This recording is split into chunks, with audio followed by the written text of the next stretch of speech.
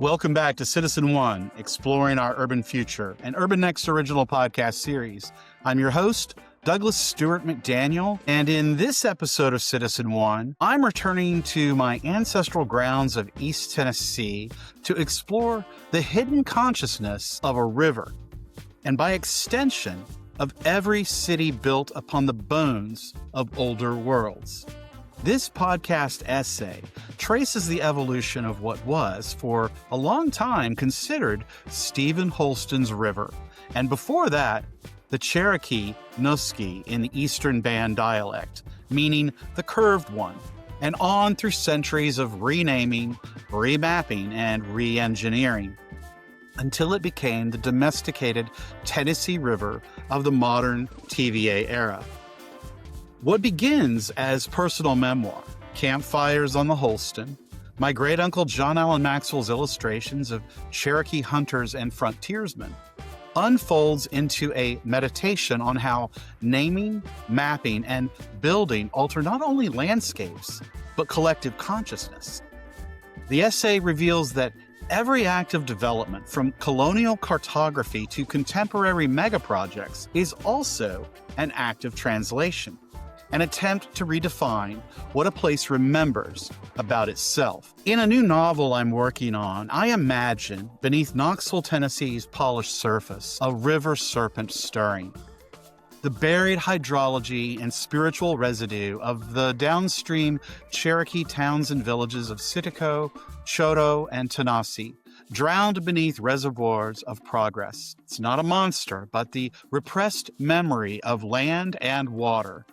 The river, I write, never signed off on any of these modern politics. In Citizen One terms, the river serpent represents a city's unconscious, the underlayer of memory, grief, and adaptation that powers every visible skyline. Just as smart cities claim to sense and respond through data and networks, ancient places once did so through water, myth, ritual, and transportation. Both are systems of awareness, only some of the interfaces have changed. This episode asks, what do cities forget when they rename their rivers and rearrange their histories? Can infrastructure be an act of amnesia as much as progress? And how do we recover the voice of a place when it's been drowned by its own development? The central thesis, you can do surgery with names or you can commit a neat murder, becomes the moral axis of the discussion. Cities, I would argue, are linguistic organisms. Every boundary, district, and zoning code is a word that can heal or wound the consciousness of the ancestors beneath it and the descendants yet to inherit it. In connecting East Tennessee's drowned valleys to the global arc of urban transformation, the river serpent extends Citizen One's central premise, that cities are not merely built environments, but living systems of cognition, layered with myth, memory, and moral consequence. What we choose to call a river, a district, a city, or a nation determines whether we nurture a living system or bury it under another name. The river, like the city, keeps score. So without further ado, let me share with you this podcast essay titled The River Serpent, written and narrated by yours truly, Douglas Stewart McDaniel.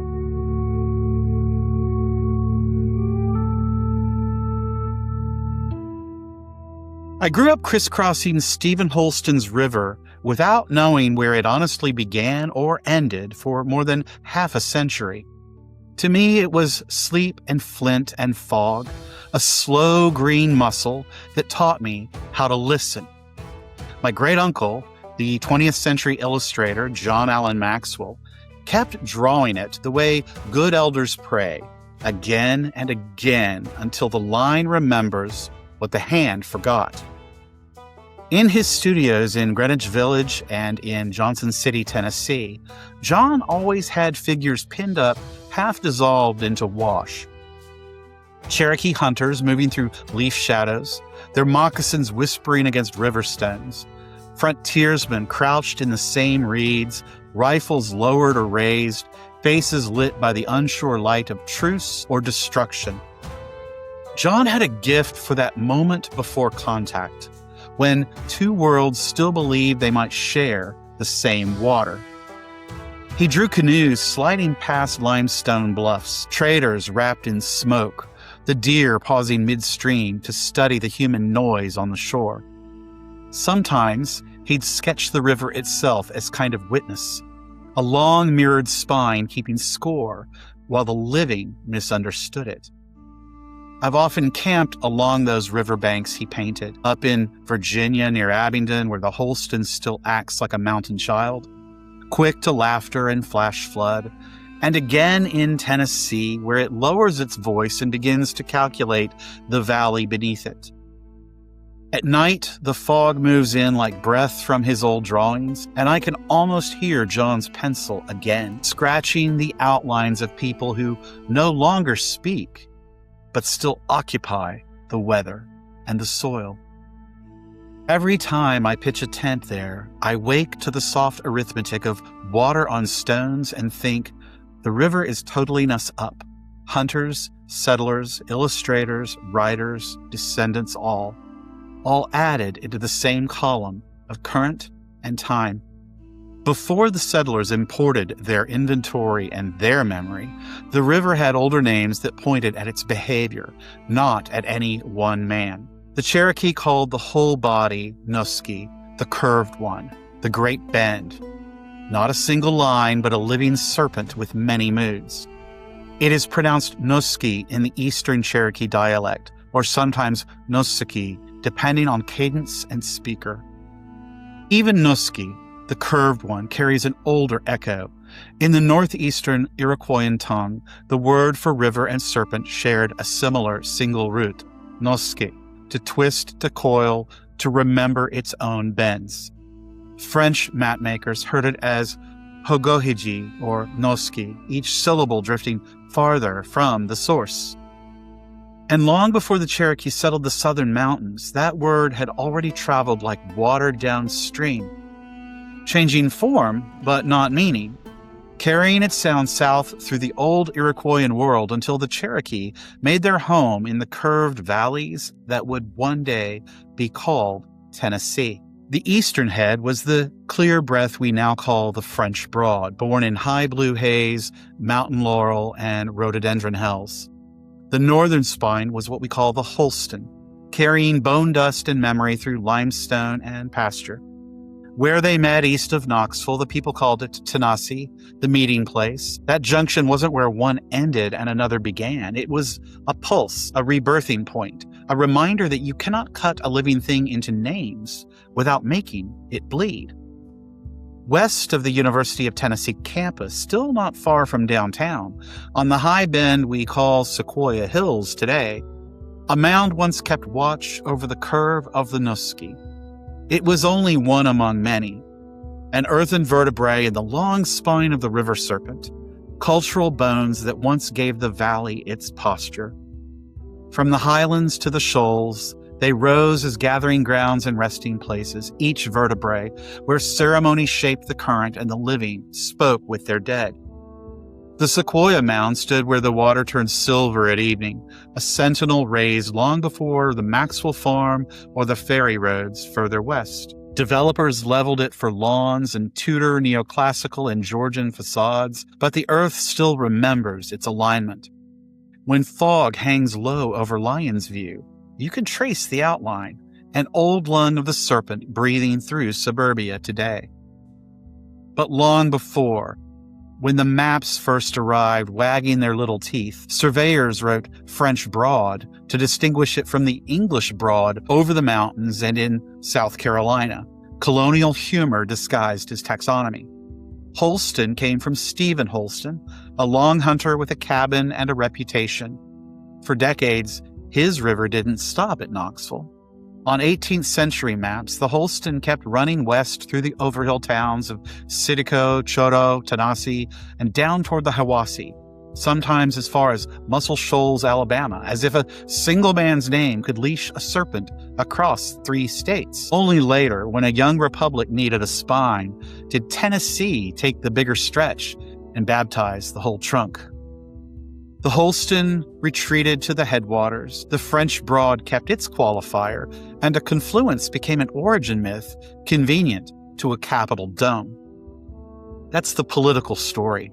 Then there's my family connection. Our ancestors' home, the Maxwell Kirby House, sits on a rise overlooking North Shore Drive, a stubborn island in West Knoxville's suburban seas. Built around 1820 by my fourth great-grandfather, William Newton Maxwell, and heavily altered in later years by his son, Robert Allen Maxwell, the house stands today at 8671 North Shore Drive as a relic of that earlier farm era.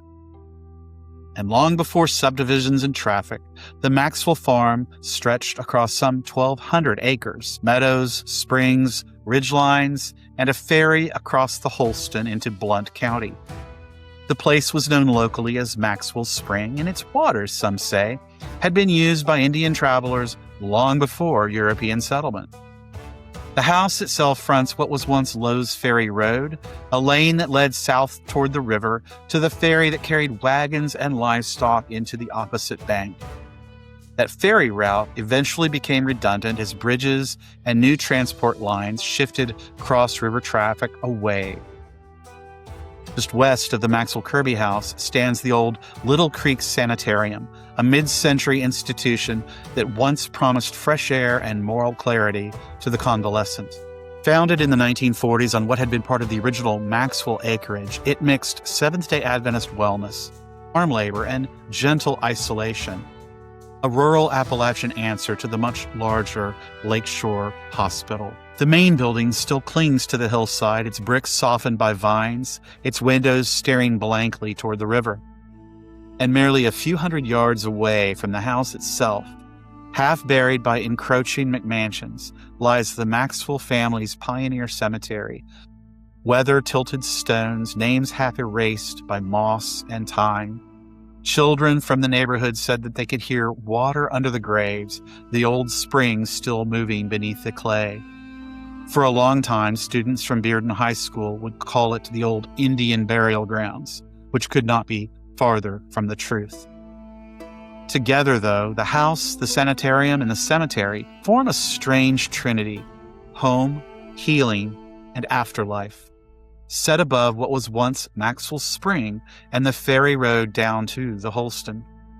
The air there feels older than the suburbs that surround it, carrying the mixed scent of boxwood, wet limestone, and something unspoken that never left when the patients and the ferryman did. When I draw that house in my mind, I see John's sketches, the Maxwell home nestled in ridges, smoke rising from chimneys, cattle grazing on low hills, the ferry splashing at dusk. The Cherokee passers-by, the long hunters following deer trails, the Maxwell children playing by the spring in the 19th century, all layered into that hill of soil and water. It's not just a relic. In the novel that I am slowly working on, the Maxwell farm may serve as a hinge. When the river was still the Holston and names were still prayers, the farm held 1 foot in the old riverscape and 1 in the incipient city. As maps arrived with their dogged colonial jaws, the Maxwell lands were drawn and redrawn, its fences, its ferry, its springs made into line work on modern surveys. But beneath the ink, Earth still remembers how it lay in the curve of the river. So when the river Serpent stirs under North Shore, when tunnels stretch beneath that hill, when springs still pulse with hidden pressure, this is ground consecrated by many, many generations. The Maxwell Kirby House may be a recent keeper, and Maxwell Spring is an old wound. I stand on its porches in my dreams, listening to old creek songs, trying to read John's margins in the bones of the walls. The river itself never signed off on any of these modern politics, however. In flood, it still remembers the old world and behaves accordingly. Stand at the forks in winter when fog clings low and you can hear the old grammar working under the field notes. The French Broad comes in bright and quick, mood of morning. The Holston slides in heavy, old pocket watch in its vest. They don't cancel each other. They braid and say hello. The water that emerges, what we now call the Tennessee, is not a new river, but a reconciled one, suddenly fluent in two dialects of different ancestors. Then came a new theology, the Tennessee Valley Authority. Concrete rosaries on the Serpent's back, Cherokee Dam on the Holston in 1942, Douglas Dam on the French Broad in 1943, both feeding Fort Loudon Lake and Dam, built in 1943, and drowning the clean geometry of that V-shaped merge. The forks became slack water. Today, mile zero of nearly every river begins at a dam's outflow, like a birth certified by a county clerk. The modern river pretends to start where a turbine says so. I don't mind electricity or innovation and progress. I do mind lying about what it's made of. Reservoirs are kind of a mirror, though warped, reflecting what we choose to bury and what we choose to reveal. Beneath their calm surfaces lie the arithmetic of our many bargains: flooded towns, cemeteries unmoved, fish going blind in warm and stagnant water. The valley learned to live with all of this the way families learn to live with secrets. But every dam creates two rivers, the one that shines for tourists and the one that dreams below it. Beneath those polite pools is the older Knoxville, the Undercity and the Under-River both, where the Cherokee kept a map you couldn't copy to a plat. Sitico, 30 miles downstream in Monroe County, sits drowned now under Tellico Lake, but its breath has not left the room.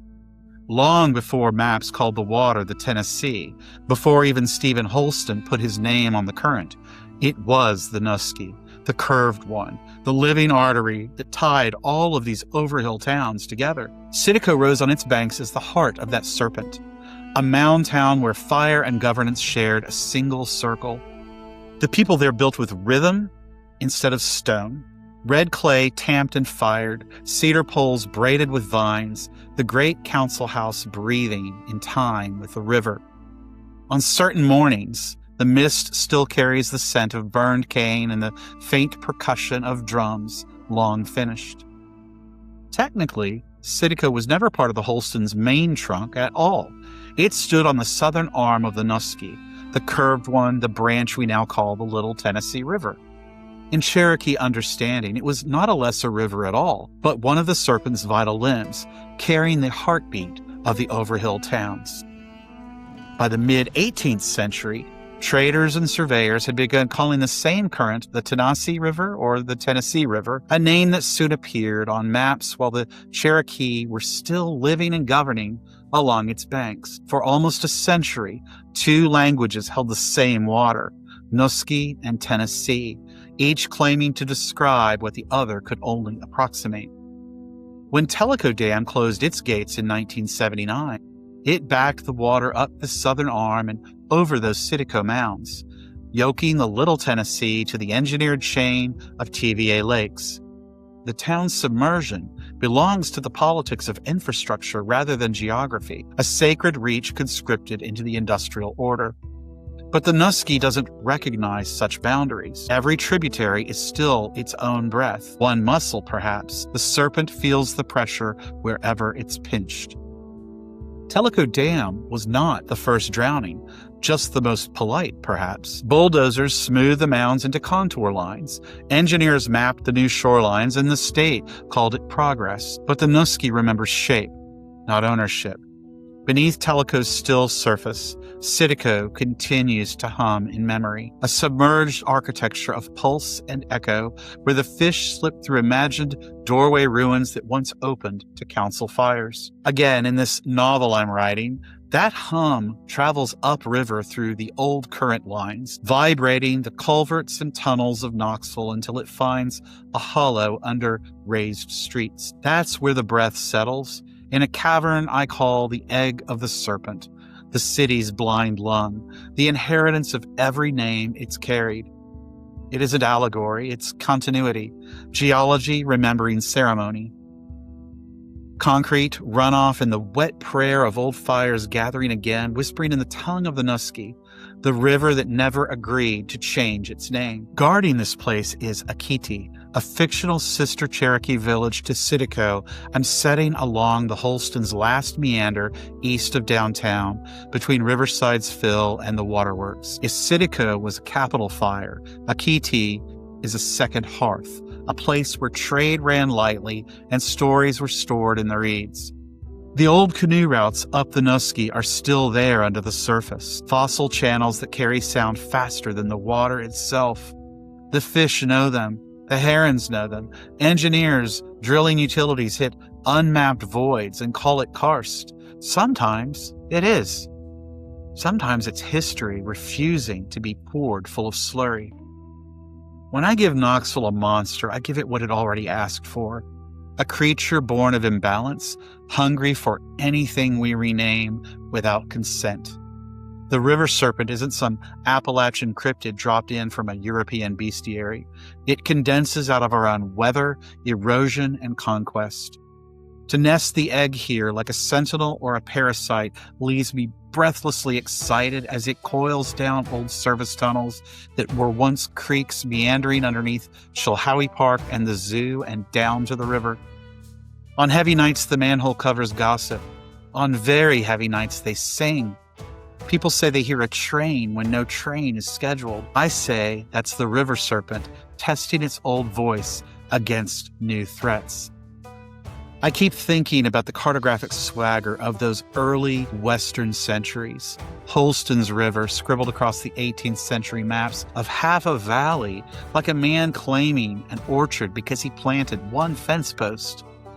Then the second swagger, Tennessee, a better flag for legislatures and banknotes. Both names are true and untrue at once. The Holston today ends where it once simply bent its knee to its sibling current.